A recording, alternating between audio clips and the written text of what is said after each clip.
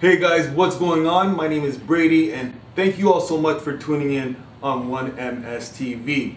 Now, nothing can beat the experience of hearing true surround sound in the comfort of your own home with family and friends.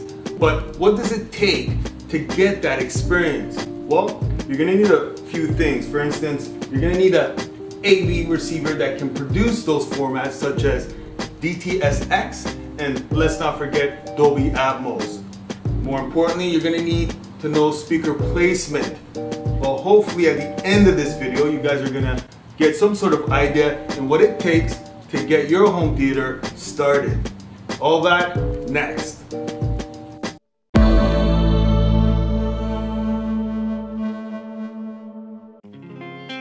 Hey guys, take a look at this thing. This is the Pioneer SC-LX701, and it sounds just as big and mean as it looks. It's kind of hard to make a big black box look sleek and nice, but for some reason Pioneer was able to pull it off yet again.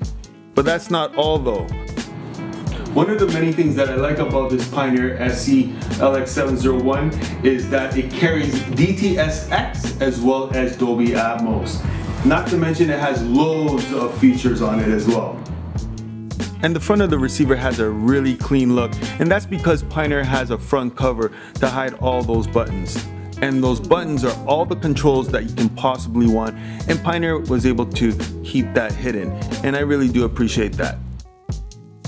You'll notice on the top that there are two antennas, and that's because they both support Wi-Fi and Bluetooth for all kinds of music streaming.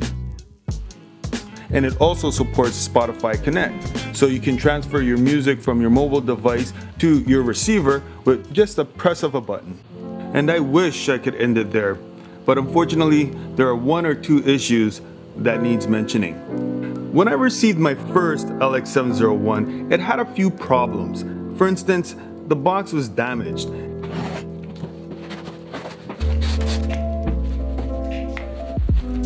And not to mention it had a few scrapes on the front of the panel. Front panel loose. Doesn't stay tightly closed as it should. When you're setting up a 7.1 system, it can easily start going downhill with all the speaker wires. Make sure to have your amp as well as your receiver unplugged. Here's a tip. After having your speaker wires connected to your speakers, grab a AA battery and tap the ends of the speaker wires like you're doing Morse code. You'll know exactly which terminal to connect your speaker wires. That way you don't have to worry about any power surges frying your expensive equipment. Lastly, when I was using the MCACC Pro Auto Room tuning, which is built into the Pioneer, I wasn't pleased not knowing which speaker was highlighted and being calibrated onto the screen. Not cool.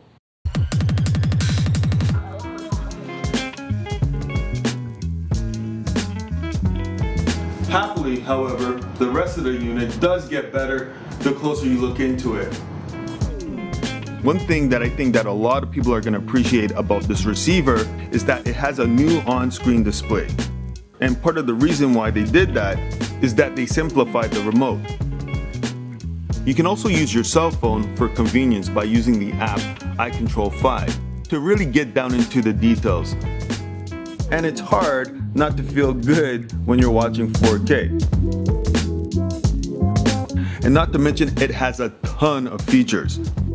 I'm not gonna name it all. I'll just make a list right here.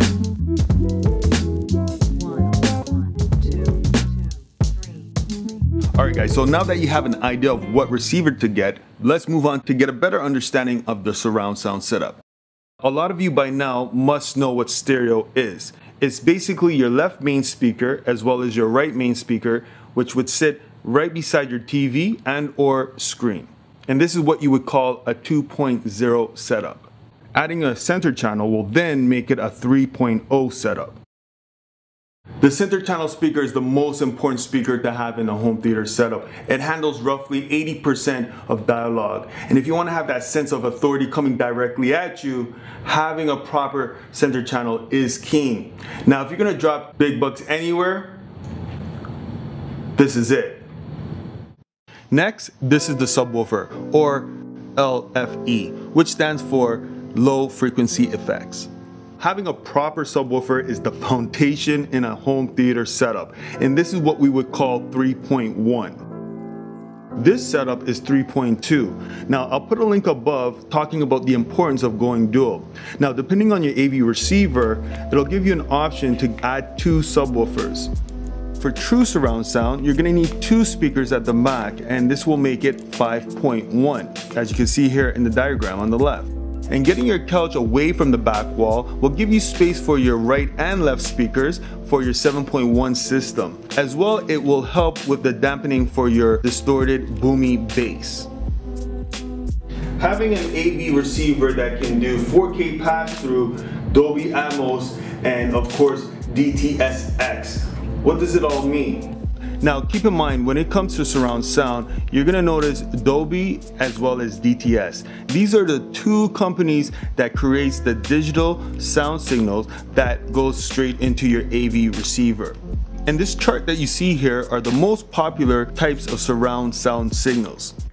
Now as you fight to get to the top for true surround sound, 4K and Blu-ray discs can give you that DTS-X as well as Dolby Atmos for that 3D surround sound. Now for DVDs, unfortunately, they just can't keep up, just for the size matter. And for streaming, it's somewhere in the middle.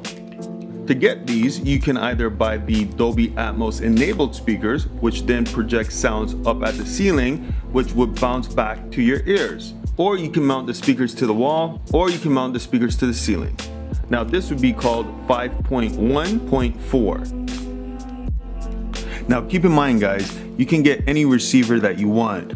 Make sure it can deliver DTS-X as well as Dolby Atmos. At the end of the day, if I could help just one person to enhance their home theater to experience emotions with family and friends,